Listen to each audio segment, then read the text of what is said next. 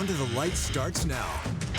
It sure does, folks. Hello, East Texas, and welcome into Under the Lights. Dan Millay and Jimmy Searfoss with y'all. Please give us a moment. 6, 7, 8, 9, okay. 10, 11. I'm out of fingers. It's week 11, folks, in case you hadn't heard. It's the last week of the regular season. Jimmy, again, just week after week, month after month at this point, East Texas football fails to ever disappoint. I know, but the good thing is that we're able to find some games that matter at this point, because a lot of times playoff spots are locked up, districts pretty much locked up, but tonight we found some good ones, some games that mattered, and it starts with our game of the week, Van Pleasant Grove. This one was for a district championship game, one that would be different than last year, because Gilmer took it, I believe, last year.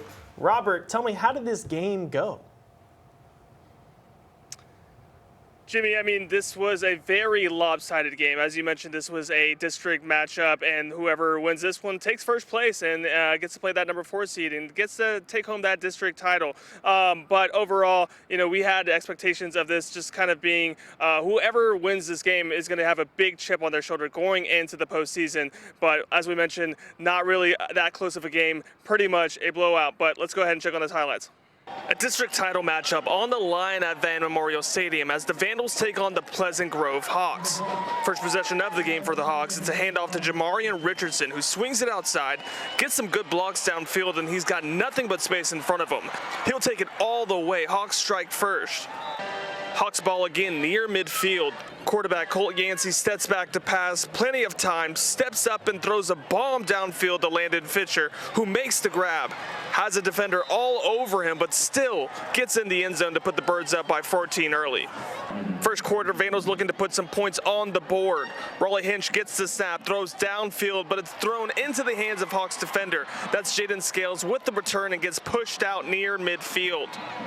That's going to set up a direct snap and run to the receiver, Javion Butler, who sheds one arm tackle, and he's got room to run. He'll walk in easily for another Hawks score. Hawks up big early on in this one. Yeah, and that lead would never really change. I mean, Pleasant Grove Hawks are coming out of this one big. I mean, we talked about all week long that this team doesn't give up but 9 points a game. They did allow 14, one in garbage time, but I mean, for the Vandals, they just never really looked comfortable. Raleigh Hinch didn't have a lot of time. He was constantly being pressured, sacked multiple times. I mean, 3 turnovers from Raleigh Hinch, as well as DeQuavion Williams. I mean, this is a running back that they heavily lean on, and he just was non-existent today. I mean, he just never had any room to run. This is he's put up huge games before, just not tonight, because hey, if you had any questions about this Pleasant Grove team, they are the real deal, and that defense is just so greedy. I mean, we're talking about multiple they had 18 interceptions going into this game, now over that 20 mark, and just 9 points a game each game. I mean, I don't see this team losing until December. I mean, this is a real deal team, but for the Vandals, they have some things to work on. They understand where they are now, still have that second spot in the district, and but overall, just hey, man, seeing these Pleasant Grove team, they're going to be scary to play in the playoffs, guys. Pleasant Grove just kind of built different. Yeah, no, they're good. Yeah, no, they're really good. Actually, and I was completely wrong. You know, we just started the show. I'm already completely wrong. This is the 3rd time in a row that they've won district. They won it dating back to 2022, or 2023 is when they first won it, and then again and again and again and again. Yep. But like I said earlier, and I don't know if it was heard because it was with that loud horn. So loud. I don't think Pleasant Grove loses till they eventually have to play Carthage. In that game, that's going to be a good one. Excited for Hopefully it happens, you know. Who knows? I hope so. You never know in the happens. playoffs. Hey, we got our site game of the week, though. Gladewater was getting active tonight, Dan. Yeah, absolutely. It was our kickoff show site game. Gladewater head coach Jermaine Lewis piloting this turnaround season for the Bears. White Oak would strike first tonight, though. Jackson Ludlow slings it to Cal Jester for the first down. Start of the second quarter now, so we flip sides of the field. That's Kenny Poole with the big 4th down conversion to keep the chains moving at the end zone now. Ludlow hands it off to Poole again.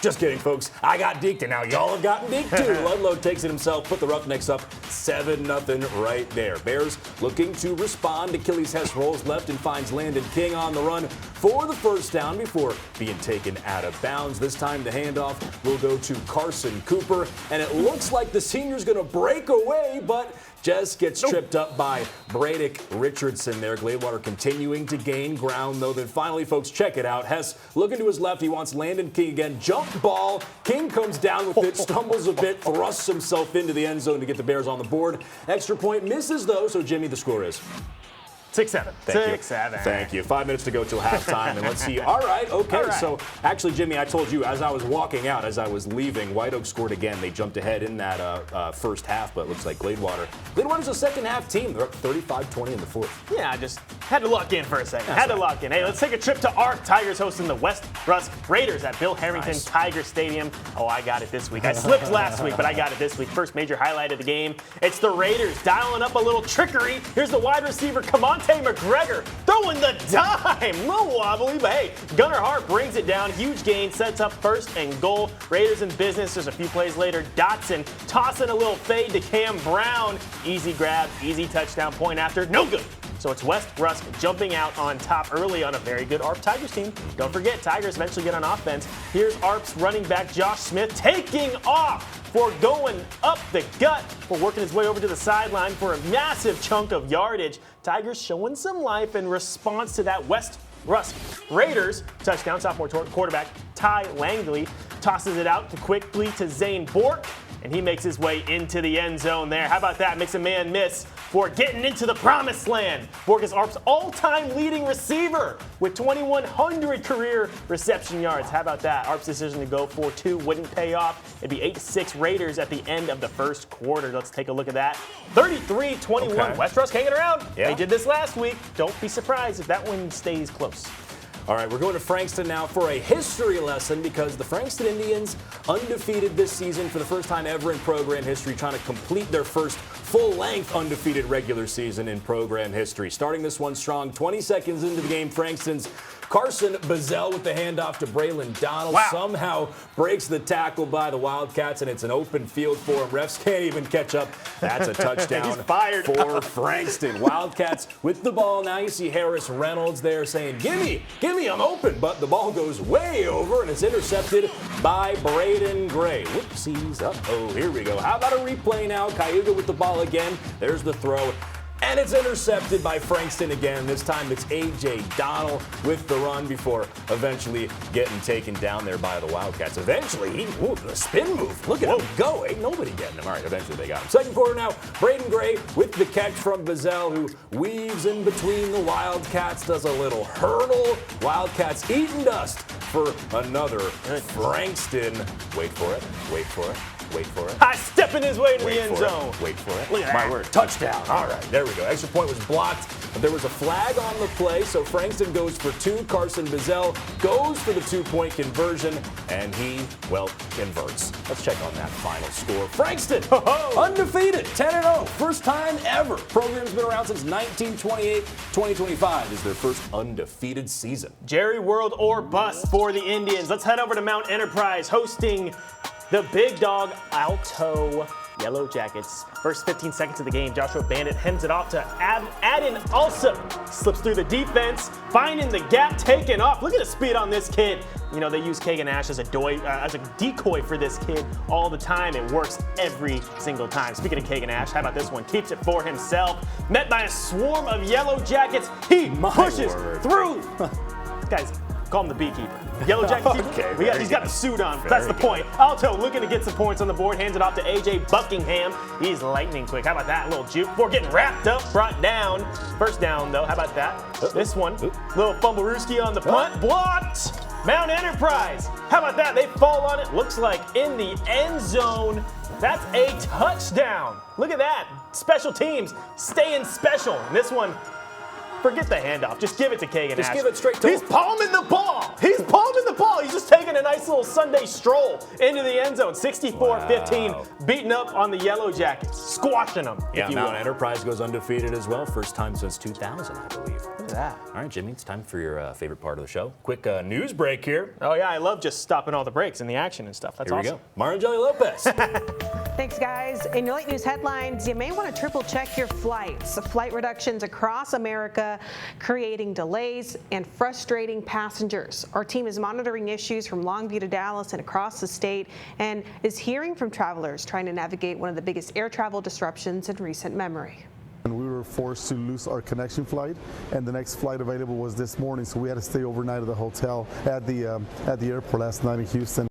The airlines have cut 1,000 flights through Sunday and 40 of the nation's busiest airports. Late today, we learned that things could get worse. The Fed's warning up to 20% of flights could be at risk if the shutdown does not end soon.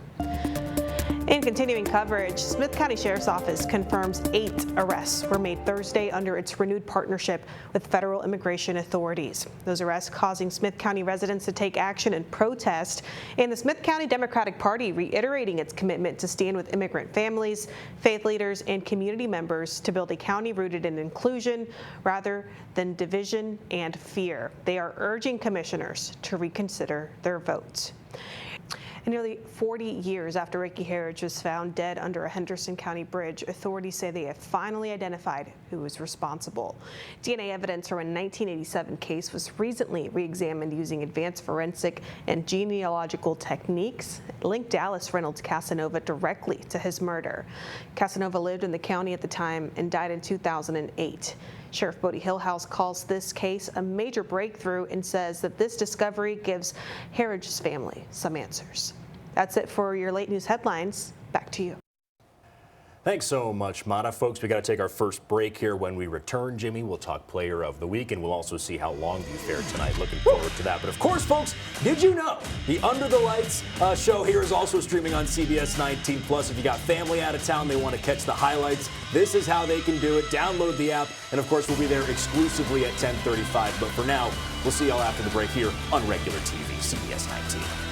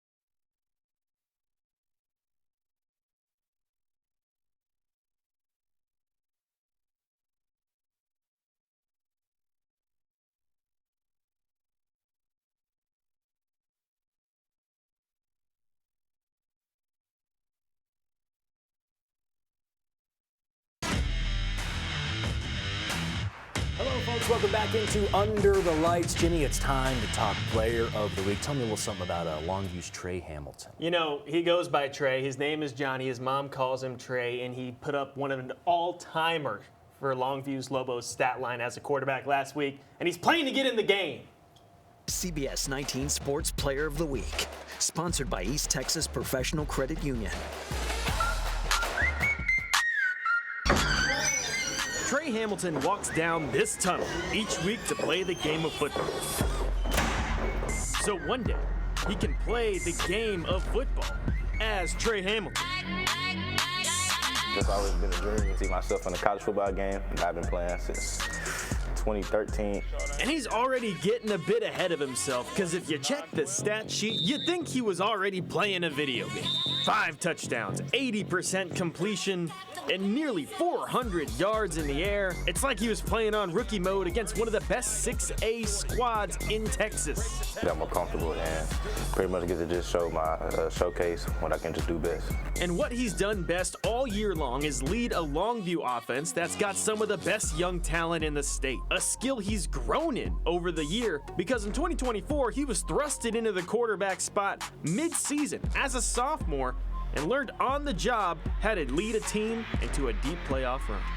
After losing last year in the 5th round, kind of fired me up a little bit. I just want to keep being able to improve as a leader, of course, and keep just improving my play on the field and do whatever it takes to get that win. And yes, the Longview record isn't as squeaky clean as it's been in the past, but with this new and improved Hamilton leading the postseason charge.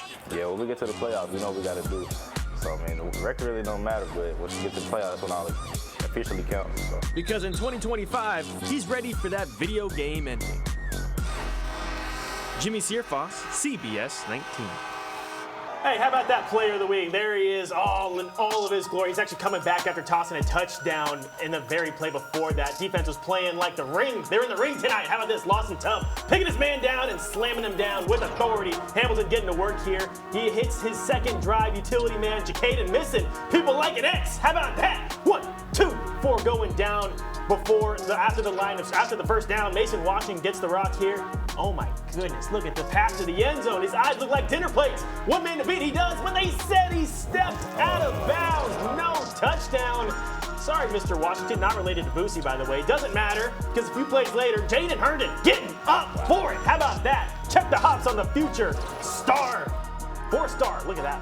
All the way up there. Lobos leading this one early in Lobo Nation. 49-24 over Royce City in the 4th. How about that? How about it? All right, Jimmy, this was also to decide a district. It's Canton. It is packed. It's wow. Sunnyvale and Canton, and we're at Eagle Stadium in Canton. Sunnyvale Raiders have a 35-24 lead in the middle of the 3rd quarter. Sunnyvale quarterback Carson Moppin hents the ball off to Jaden Cross, who pulls up the middle for dashes for the first down. Melbourne drops back and tosses downfield to Grayson Smith here, fighting his way, fighting a ton of defenders before being taken down at the 9-yard line. Following a penalty and he drops back again and calls it to a slashing Hudson Leonard in the end zone for the touchdown. Extra point was good. It's Raiders 42, Eagles 24. How about that? Canton with the ball. Quarterback Corey Ray dropping back, has to scramble a bit before seeing a sliding Ethan Lewis, who makes the grab for the first down. The Eagles would be forced to punt, though, and a bad snap here as we see the Eagle cheerleader. Thank you very much. We love it's an cutaway eagle. shots. It is an Eagle. Bad snap, handcuffs the punter, and Sunnyvale's ball again, and that would lead. We love a cutaway shot. That would lead to a 4th quarter short touchdown by the Raiders. Jaden Cross on the score. It's Sunnyvale 49, Canton 24.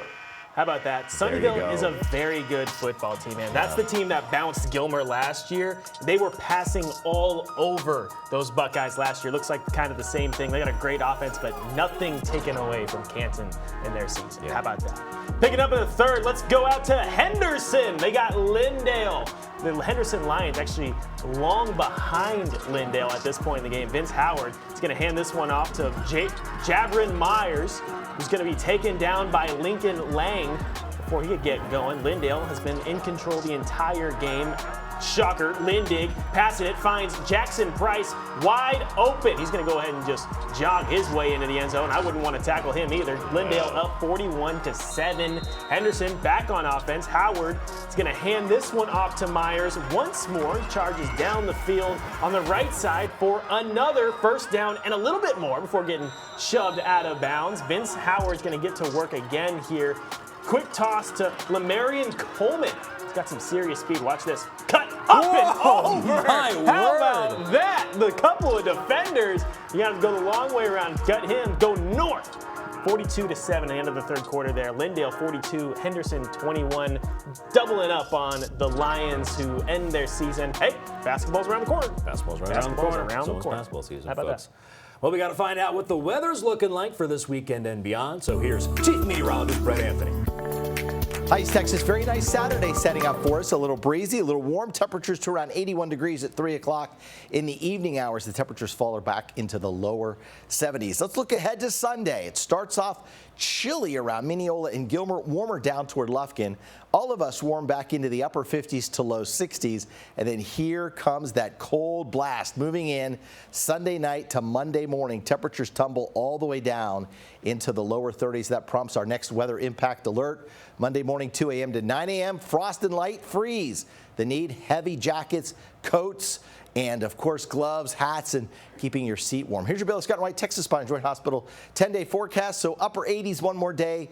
Windy turning colder Sunday, much colder Monday morning with that weather impact alert. Back to 55 Monday afternoon. Veterans Day rebounding back to 70. Then high temperatures Wednesday, Thursday, Friday, Saturday of next week, all the way back into the lower 80s. Have a great weekend, everyone. Thanks, Brett. You have a great weekend, too. Well, folks, we got to take it to another break here, but when we return, we got Grand Saline, we got Athens, we got Gilmer, we got Pine Tree. Don't go anywhere.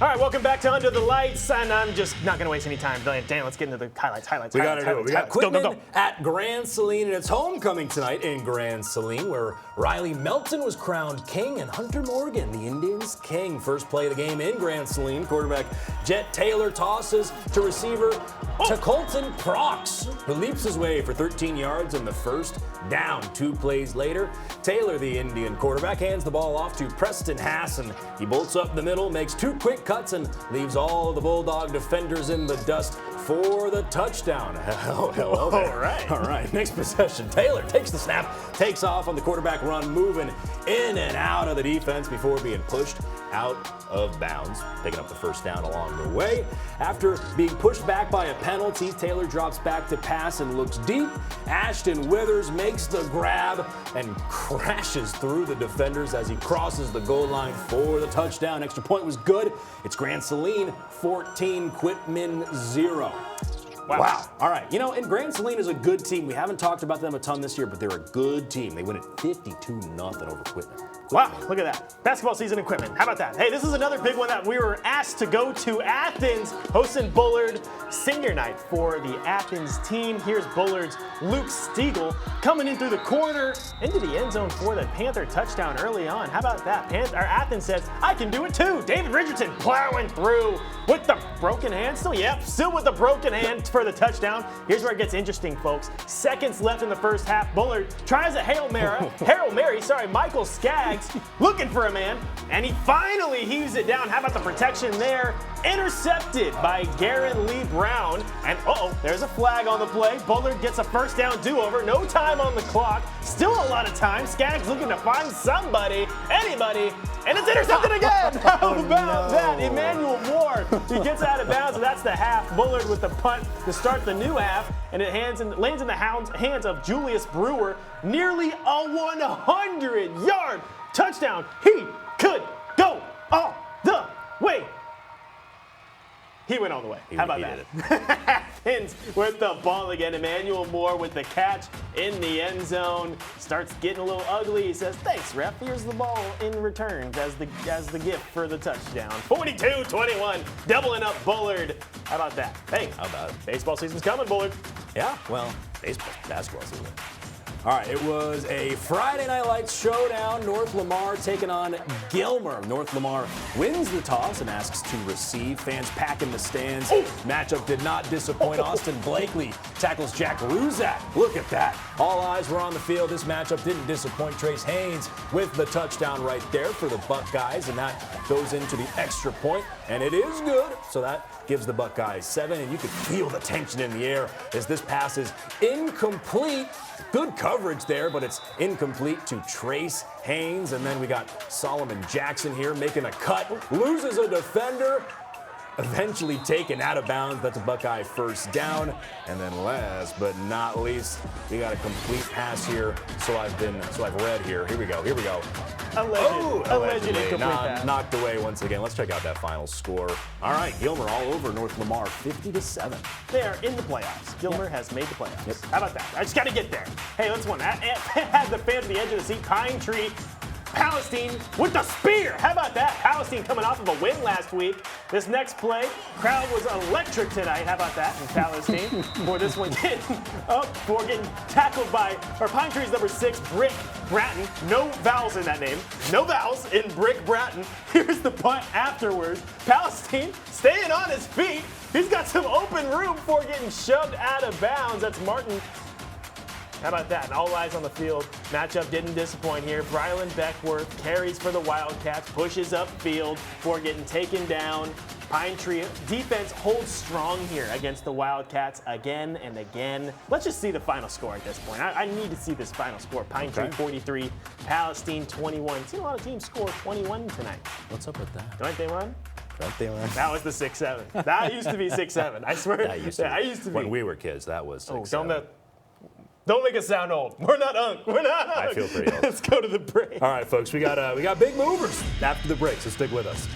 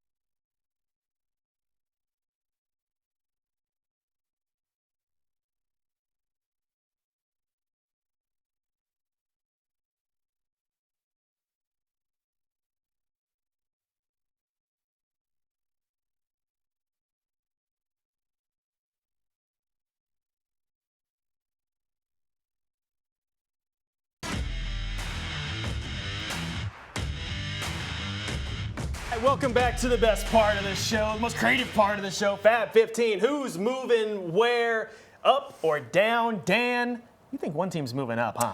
I think they could. I want to talk about Frankston, folks. I want to talk about Frankston. It's the story of the week, could be the story of the year, right? The Indians, been around since 1928, this football program, their first ever undefeated season. I feel like I've said it 100 times, but it's worth repeating, right? Okay, we had Frankston at number 3 on our Fab 15. That's just in East Texas, though, but Dave Campbell's, Jimmy tells me, has them ranked as the number 3rd team in all of 2A for the entire state of Texas. So I think if they're top 3 in the entire state, they can be better than, just top 3 here in East Texas. But that's just my opinion. I'm going to go with ARP. We haven't talked about them much. And you know what? They played a very good West Rusk team today, and they held them to very few points, just 21 points. That's the second most they've given up since they played Truth. These guys have a tough defense. They've given up 0 points twice in last month alone. They gave up 9 points in essentially the entire month of, what month before this? October alone. I swear I know football and I know the months of the year. The ARP Tigers are a team that we don't talk about enough. They have one loss in one of the toughest districts that features West Rusk and Troop. These guys are just up there with them. Bork, man, that kid is good. How about him? Yeah, that's a good call, Jimmy. I think we talked about it last week too, but after they lost that game to Troop, everybody stopped talking about ARP, but that's their only loss all year. Yeah, no, this team has the potential to have a very deep playoff run, especially in just how they've been handling the top teams in the state, in their district. Keep an eye out on those Tigers. Pretty cool. Y'all, all right, stick around. Come back to CBS 19 Plus. We'll see y'all there for another half-hour of highlights.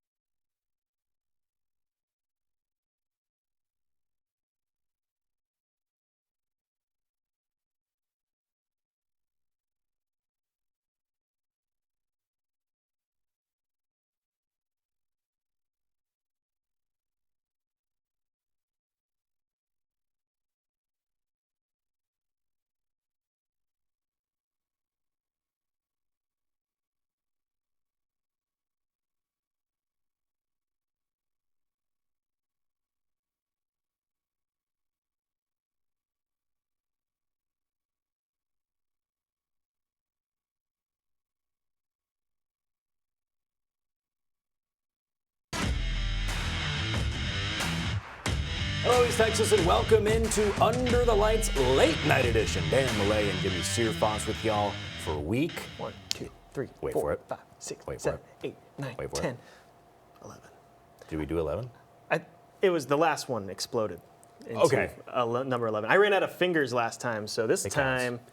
I'm going to make them with my fingers. How about that? Okay. This like is that. some good journalism, I the was gonna kind say, that that's we bring you on journalism right there. CBS19. How about that? And speaking of well, actually, I'm jumping the gun a bit here. We got to show our Game of the Week highlights first. Then we're going to hear from Robert De La Garza, hear from some of the Pleasant Grove players. But this was a district title matchup at Van Memorial Stadium. The Vandals taking on the Pleasant Grove Hawks. First possession of the game for the Hawks. It's a handoff to Jamarion Richardson. Swings it outside, gets some good blocks downfield. He's got nothing but space in front of him. He'll take it all the way. Hawks strike first. Hawks with the ball again near midfield. Quarterback Colt Yancey steps back to pass. Plenty of time. Steps up and throws a bomb downfield to Landon Fincher, who makes the grab. Defender all over him, but he still finds pay dirt. It's 14-0 Hawks early. First quarter, still Vandals looking to put some points on the board. Raleigh Hinch gets the snap, throws downfield, but it's intercepted into the hands of Jaden Scales. Makes a big return before eventually getting pushed out around midfield, and that'll set up a direct snap and run to the receiver, Javion Butler, who sheds one-arm tackles, and he's got room to run. He'll walk it in easily for another Hawks score. Let's check on that final score once again. 56-14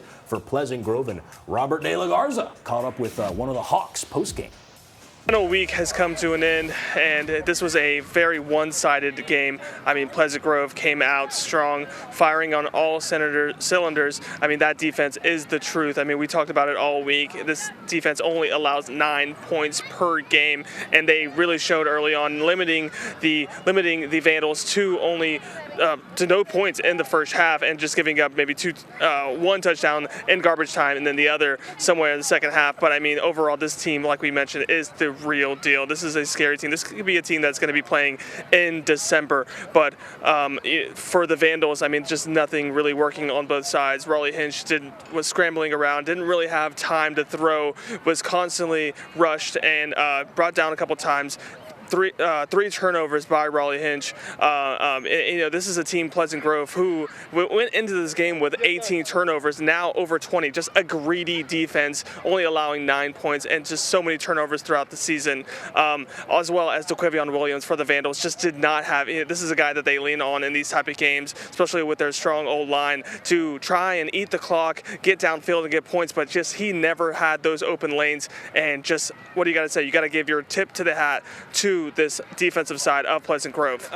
I'm being joined here with Jaden Scales of Pleasant Grove. He's a defensive back, plays both sides, as well as wide receiver. Just walk me through, I mean, this defense, I understand you guys give up 9 points a game, 3 turnovers today, 18 going into this game. I mean, just, you guys are greedy. Just tell me a little bit about why this defense is so greedy. They call us the Black Hawk defense, and I just believe that every day, like at practice and things like that, our coaches, they pour into us, just a great group of guys that we have around us. Like, we want to be dominant. We want to go out there and make our imprint. We're the Black Hawks, so when people think that they can run the ball on us or throw it on us, we kind of take some pride in that. We just try to be the best we can be, full tilt, heart and soul, and so we make those turnovers. I got a great group of guys up front providing pressure, and then the safeties in the back end, and the corners. We had three interceptions today, and so we're just going out there having fun doing our thing. I mean, I'm sure preparing for this game, you guys heard of Raleigh Hinch, DeQuavion Williams. I mean, you guys didn't give this guy any room to run. He's put up big numbers against other teams like Gilmer and so on. But I mean, what was y'all's execution plan for DeQuavion Williams, the running back? And this is a good old line. You guys didn't have any hesitation with them. Yes, sir. So yeah, with that, really, I just want to start off with our defensive coordinator, Jonathan Darby, and then we have Kyle Patterson, Coach KP, and Coach Henry. Those guys. All the defensive coaches, they put in hours upon hours just game planning, and so they give us the resources we need to go out there and dominate. And then you get to the players, Jalen Foster, Keedred, Zion, Jamie up front, Buck Anderson, and Terrell Patton in the box. Like, those guys, they're some freaks of nature, and so when you try to run the ball on them, like, man, they're gonna come downhill, they're gonna hit you, and so they're just going out there and doing their thing, being dominant, like I said earlier. Okay, and they say, saying is defense wins championships. Like I said, you guys hold teams to 9 points per game. Let the Vandals score 14. One of them was in kind of garbage time there. But, how can what is your guys' expectations going into the playoffs? Number 1 seed, winning district, back-to-back is what Coach said. What is the expectations here? Expectation is just to always get better. Like, we're not perfect. There's things that happen this game. I mean, obviously they got 14 on the board, so we're just going to put our best foot forward, always try to grow, and just really capitalize on these next, all these weeks that we got. We're trying to make a state run. I know you're a senior, back-to-back district champs. How does that feel? It feels amazing. I'm thankful for everything. I'm thankful for God for providing me with this opportunity. It feels great. All right. If you guys didn't know, this team, Pleasant Grove, is the real deal. If you guys had any concerns whether this team was fake or fiction, this is a real deal team. But I'm going to go ahead and toss it back to you guys, Dan, Jimmy. Hey, what a score, what a game. What a score, what a game. Thanks, Rob. Bert. Rob? Call him Rob. We could try it. I'm going to call him Bert. Okay. I'm going to call him Bert. Thanks, Hey, Bert. let's go out to Eagles Stadium in Canton. Sunnyvale Raiders had a 35-24 lead in the middle of the third quarter for a packed house to see some history. Sunnyvale quarterback Carson Mupin heaves the ball here. Off to the cross to the. Actually, there's no heaving. There was no heaving in that play. There was not even a little bit of heaving. But he's going to drop back. He's going to heave it here. There we go. Jaden Cross, who finds a hole up the middle of Dash. Oh, shit. What? I guess there was heaving in that one. He finds this one to Grayson Smith. Fights off a ton of Eagles. A flock, per se. Sure. Before going down. Flock of Eagles. Following a penalty. This drops back again, hits his man over the middle, Hudson Leonard in the end zone for the touchdown. Extra point was good. 42-24. Canton with the ball. Quarterback Corey Ray drops back, has to scramble a bit, gets some time for sliding it over to Ethan Lewis, who makes the grab for the first down. Looks like we might have had an injured Sunnyvale player there afterwards. Eagles forced to punt on this one. Bad snap, though. Handcuffs the punter, who's just got a fall on it. Sunnyvale gets the ball with elite field position, and I don't know what their mascot is, and it's a little scary. It's a little frightening. That would lead to a fourth quarter short touchdown by the Raiders. That's a Raider? That guy was a Raider? All right. Okay. All right. It doesn't look like a Raider to me. Sunnyvale is up, though, 49-24. Speaking of scary things, that score, how about that? 56-24 was the final score of that one. Canton, great season. And you know what? I do want to talk a little bit about them for a second. Sure. This team historically is bad. This is a team that a lot of times used to get grouped up in a division or a district with like Carthage, and we just get ran over all the time. Perennial third, fourth, fifth place finishers. I had to look back, way back to the last time they won a district championship or was even kind of this good, and it was the early aughts, like 2005, 2004. Wow, that's so when long they were ago. good. Oh my gosh. Oh yeah, I wouldn't say. Like if you were born around that time, it's probably not old, like a long time if it's a person, but if it's for a record for a football team, I would say it's a good person. amount of time. That's a washed person. I'd say it's a young person whose back feels great all the time. Yep. All right. Frankston. Canton cannot go undefeated. Let's see how Frankston does. Going for the first undefeated season in program history. Been around for nearly 100 years. Starting this one strong. 20 seconds into the game, Frankston's Carson Bazell with the handoff to Braylon Donald. Somehow breaks the tackle by the Wildcats. Open field in front of them. Refs can't even keep up, my word. That's a touchdown for the Indians. Wildcats with the ball now. You see Harris Reynolds there saying, gimme, I'm open. But that ball goes way over his head, and it's intercepted by Braden Gray.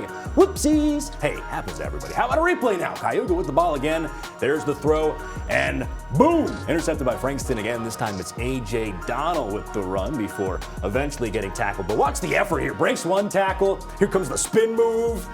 He's everywhere, but he eventually gets taken down. All right, second quarter now. Braden Gray with the catch from Bazell. He weaves in between the Wildcat defenders. Does a little hurdle action. We're going to wait on the little hurdle action. Here it comes. I'm waiting for it. It's more of a high step. It's more of a high step than a hurdle. But Deion Sanders-esque. We appreciate you, Jesus. Another touchdown for Frankston. Extra point would be blocked, but there was a flag on the play, so Frankston goes for two. Carson Bazell in for the 2-point conversion. Let's see that final score. Frankston undefeated. Congratulations, Frankston. 34-7 over Cayuga, 10-0 regular season. Golf clap for Frankston. Hey, let's head down to Mount Enterprise. They're hosting Alto. How about that? The Yellow Jackets. There they are. First 15 seconds of the game. Joshua Bennett hands it off to Aiden Alsop, who just keeps on going. You know, he slips through the defense, finds a little gap, and that was all it took. They got quite the running back situation down in Mount Enterprise. This time, Kagan Ash, the Texas Tech Raider. How about that? The That's Red a Raider. They have a Raider that looks like a Raider over there. He even rides a horse and stuff. He works through the swarm of Yellow Jackets for the touchdown. Alto looking to get something on the board. This ball's handed off to A.J. Buckingham. Lightning quick before getting slammed down for the first down. Goodness gracious. Punt, fumbled, caught in the end zone by the Mount Enterprise team on the grass. Ball goes on the grass, not on the turf. That's good for the touchdown. How about that? And this one, Kagan Ash again, just hands it into the end zone. 15-64, Mount Enterprise. Speaking of undefeated. How about it? Yeah, first time since 2000 for them. Oh, look at that. So, then, you know, again, somebody born in 2000. Oh, my word. My word. Actually, they're old, not. But if they're born in 2002, that's not that old. No But comment. 2000 is old.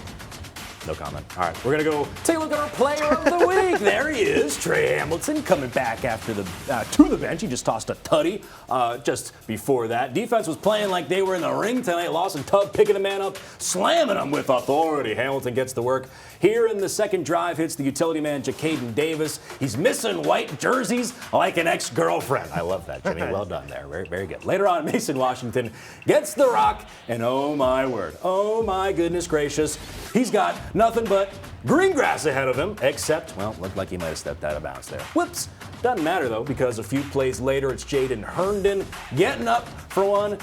And, folks, it was so nice. We're going to look at it twice. Let's rewind it. Let's rewind it. Here we go. Look at him get up there. That's one of the top-ranked sophomores in the country, folks, showing off those skills right there. Sophomore. Yeah. Sophomore with hands like that. Come on now. Let's see that final score. Longview ends the regular season on a high note, 52-24 over Royce City. And they needed it, man. Trey Hamilton, when I talked to him, you know, he had all that playoff experience last year. He knows what it takes to have a run like that again. And let's be real, Longview can do that. You know, I'm never going to count out a Longview squad, but they have had their struggles this year. And I saw the defense maybe struggle a little bit again. And that's kind of going to be my one worry for that squad as we get into the postseason, because they're going to face some good offenses. Offense for Longview, hang with anybody. Yeah, not an defense, uncharacteristically, maybe not as big as they normally are. Right. I remember last year, I can't remember the guys exactly, but I remember their linebacker core was stacked last year and obviously lost a couple of those guys. You know, they graduated. So, bit of a different story here this year. Reloading, growing. Yes. They're growing. Yeah, not retooling, reloading. That's right. All right, folks, we got a couple more games after this that we haven't seen yet, so stick around.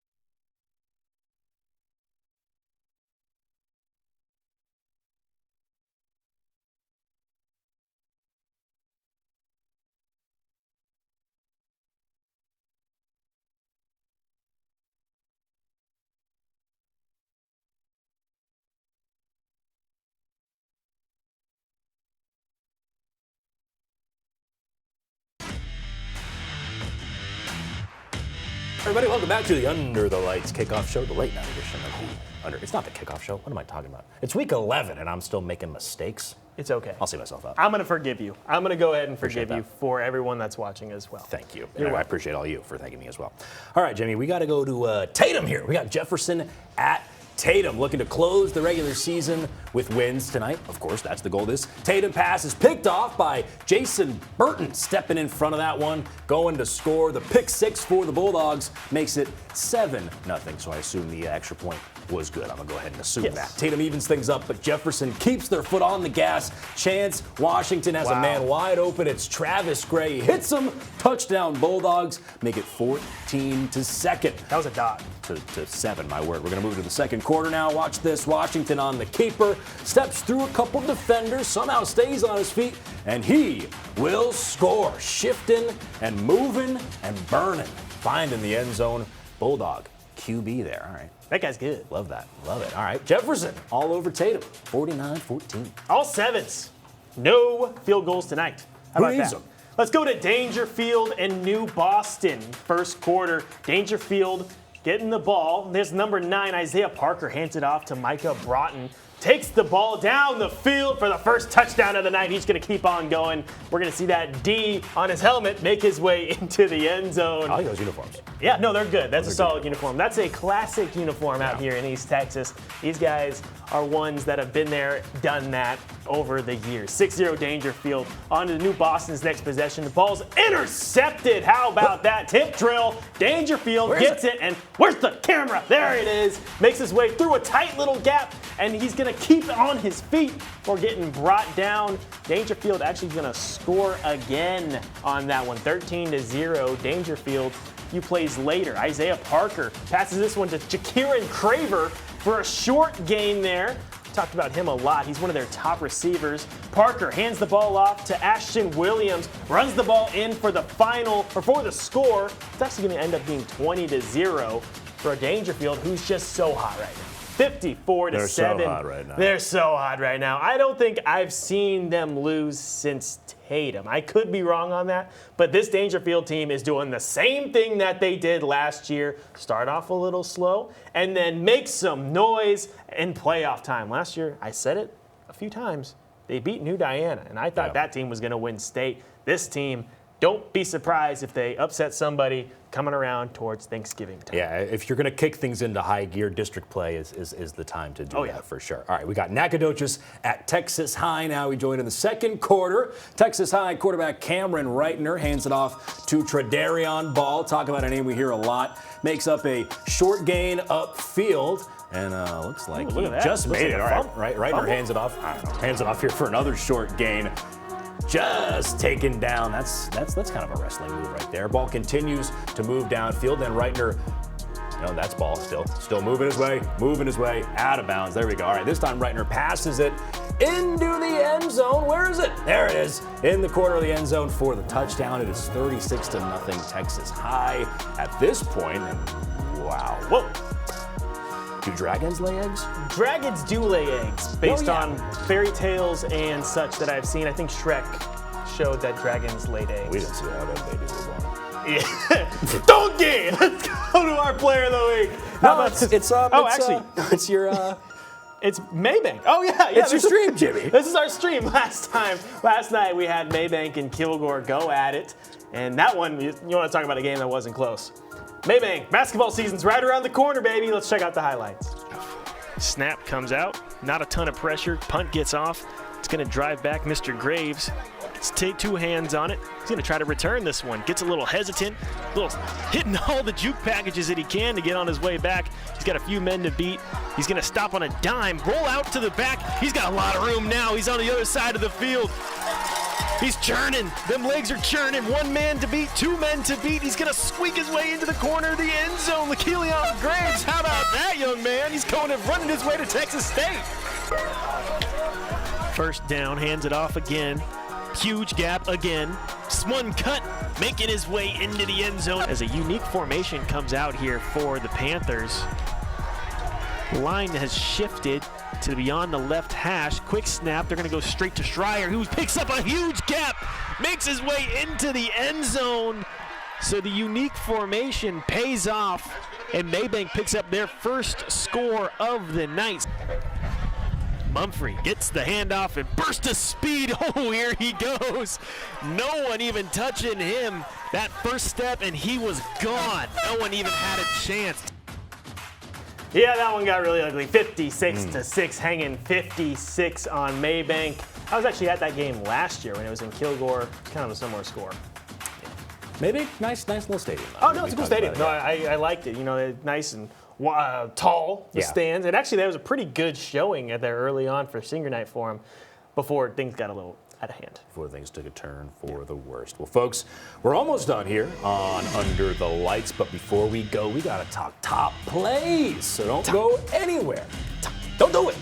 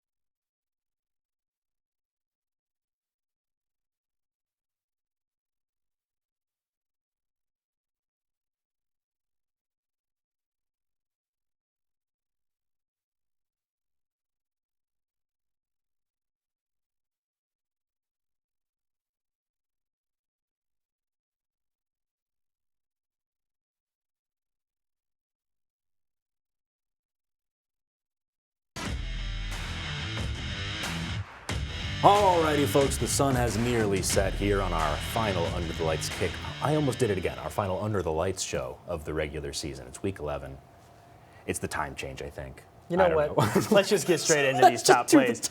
I really like seeing this one a few times tonight. Let's go off here. Starting off strong, I already know what play is going to be this one. Look at this guy plowing through. That's 2 tackles for making his way into the end zone. Braylon Donnell. How about that? All gas, no brakes. He's fired up for that one. Touchdown, Frankston Indians.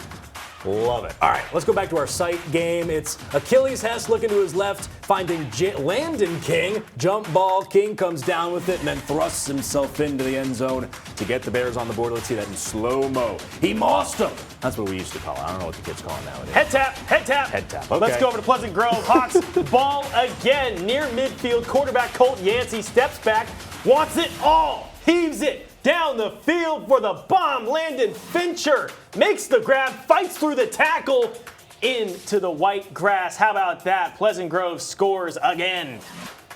All right, what we got? We got Bullard and Athens here. Bullard with the punt to start a new half. It lands in the hands of Julius Brewer. And folks, just watch and admire this near 100-yard touchdown return. This is just 15 seconds into the second half. Part of a big win for Athens over Bullard. Talk about making a statement there. How about that? Talk about it. Let's talk about it. All right, Jenny. Well, speaking of talking about it, we got to talk about all the scores. We got 15 games, but we're about to look at 32 final scores. 32, folks. Let's see these scores. Here we go. All right. Big old graphic. Gladewater over White Oak, 35-13. Pleasant Grove Downs Van, 56-14. Longview, big win over Royce City, 52-24. ARP over West Rusk. There you go, though. West Rusk still hanging in there. 33-21 is the final score. Sunnyvale over Canton, 56-24. Grand Saline blanks Quitman, 52-zip. Frankston undefeated takes down Cayuga, 34-7. Athens hangs 77 on Bullard. They win at 77-37. Speaking of team I want to see against Carthage later on in the playoffs, how about that? Alto 15, Mount Enterprise 64. Lindale doubles up on Henderson 42-21. North Lamar 7. Gilmer 50. How about them getting back in stride? Palestine 21. Pine Tree 43. Tatum loses to Jefferson 49-21. Dangerfield stays hot over New Boston 54-7. Nacogdoches Dragons lay eggs, baby, and so did the Nacogdoches football team tonight. 0 Texas High 50. Spring Hill 7. Pittsburgh 52. Pittsburgh, you're going to the playoffs, baby. All right, show me more. Show me more. Tyler High ends the season on a high note. They beat Red Oak out at Red Oak, 45-33. On that, hold on. Please. I think they might have a chance to make the playoffs. They won by more than 13, right? Yes. Or is that 12? No, that's 18. Oh my! No, it's not. We're not here for it's good. 22. Wait, no, it's not. It's 12. I can't read. Yeah, it's 12. So I don't know if they did. But it's 12. There was a shot of them making the playoffs if they won tonight. But we'll take a look at it later on. Never ask me to do math on live TV. Oh my goodness. Marshall over White House, 49-7. Carthage over Brownsboro, 56-8. Troop completes their undefeated season, so they're 10-0. 28-6 over Buffalo. Lufkin over Galveston Ball, 52-14. Mount Pleasant over Hallsville, 50-3. Center over Rusk, 27-20. And Malakoff downs Winsboro, 24-7. That one should have been for the district championship. Commerce taking that one though. Commerce is making a stance taking the district championship from them. Emory Reigns 0, Mineola 68. Mineola back in the win column. Palestine, Westwood 49, back on track against Huntington over them, 49-12. Sabine, nothing. Liberty Ilo 56. Wascom 44. Hawkins 26. All Saints 9. Dallas Christian 56. Wow, because All Saints has been on a roll all year long, especially as of late. They're still going to be making the playoffs. They have their best season ever for that program. 7 wins. Brook Hill 49, Brentwood Christian 0, Cushing 8, Overton 42. I believe that locks up Overton's spot in the playoffs. Grapeland 77, Lovelady 69. Wow. How about that? What a game. Not just the fact that Lovelady lost, but the shootout. Yeah, no, Grapeland getting hot at the right time. We saw that team go 4 rounds deep last year, and that was when they were young. A lot of those guys are still on that football team. Don't be surprised if they go deep this year. Don't be surprised, folks. All right, thank you so much for joining us on Under the Lights tonight and all season long. Regular season's over, but the playoffs are about to begin. We'll see you all next week.